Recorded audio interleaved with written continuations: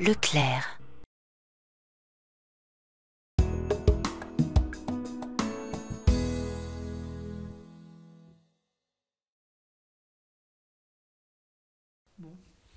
Alors bonjour Isabelle, pourquoi vous nous accueillez ici à la Maison de la Broderie à Villers-Cotterêts?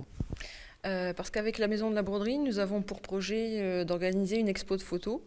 Elle est normalement prévue en septembre pour les Journées du patrimoine, si tout va bien. Donc pour monter cette exposition, nous avons besoin de photos de classe. Donc si vous pouvez chercher dans vos armoires, vos tiroirs, chez vos parents, chez vous. On récupère toutes les photos de classe des personnes nées avant 2000 pour essayer un peu de recadrer. Et on aimerait remonter le plus loin possible. Alors pourquoi avoir eu cette idée justement de faire cette exposition de photos? Alors c'est en fouillant dans mes archives personnelles.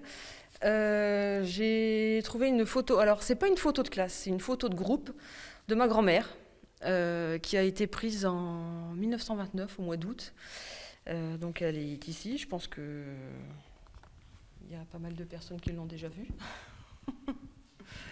Donc voilà, tout est parti de là. Donc je sais très bien que c'est pas une photo de classe, mais moi ça m'a donné l'idée de rechercher mes propres photos de classe et pourquoi pas demander aux autres personnes et de monter une exposition. Alors on peut les amener ou les déposer à quel endroit? Alors elles peuvent être déposées en mairie, soit au guichet, soit dans la boîte aux lettres si elle est fermée. Et si les enfants sont scolarisés dans une des deux écoles, elles peuvent être déposées aux écoles. Des flyers ont été remis aux parents il y a 1 ou 2 semaines. Alors après, comment ils vont faire pour justement récupérer leurs photos qui vont vous prêter? Alors j'ai demandé à ce que sur leur enveloppe, la photo doit être dans une enveloppe, et sur l'enveloppe, pardon, ils doivent remettre leur adresse, nom, prénom, adresse. Et dans l'enveloppe, il faudrait qu'ils indiquent sur papier libre leur nom, puisqu'ils sont sur la photo, leur date de naissance, la classe et l'année si elle a été prise, si possible. Alors vous recherchez bien ces photos, mais vous recherchez aussi peut-être les personnes qui sont mises sur la photo, non? Alors ça, si les personnes s'en souviennent, oui, mais en général, j'ai des photos de classe où c'est pas indiqué. Donc ça, c'est prévu lors de l'exposition. À côté de la photo, il y aura une petite fiche où si chacun se reconnaît, se mettre à tel rang, à tel endroit, telle place. Et si également, ils peuvent nous dire si c'est bien cette classe-là, si c'est bien l'année.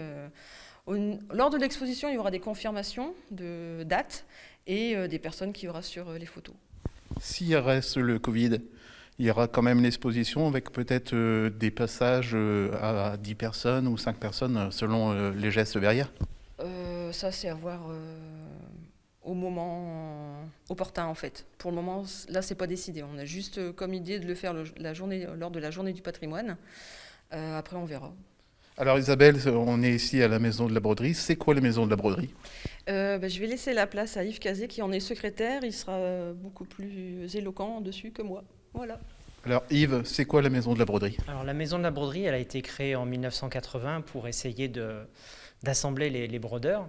Et maintenant, la broderie continue toujours sur Villers-Cotterêts, mais maintenant la Maison de la Broderie est plus destinée à faire connaître la profession de brodeur sur Villers-Cotterêts, faire connaître le travail, puisque Villers est le haut lieu de la broderie mécanique en France, et donc on essaye de partager la profession de brodeur et de faire connaître l'histoire et encore le développement de la broderie sur Villers-Cotterêts. À l'heure actuelle, avec le Covid, vous faites encore des démonstrations? Non, alors pour l'instant, non, ça reste encore assez limité. On espère que pour l'été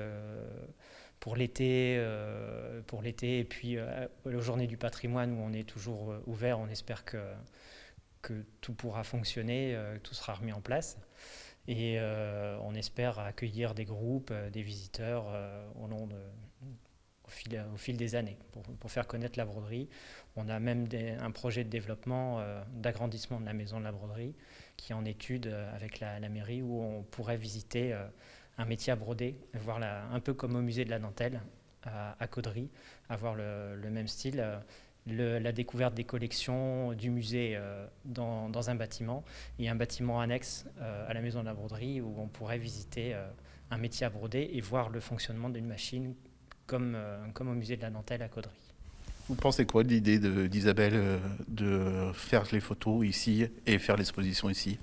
L'idée est très bonne parce que l'idée est de faire vivre ce bâtiment, faire vivre la maison de la broderie, que ce soit un espace ouvert où les gens puissent visiter, découvrir en même temps la profession de brodeur, parce que maintenant la broderie existe toujours, mais il y a beaucoup de gens qui sont des alentours et qui ne connaissent pas encore.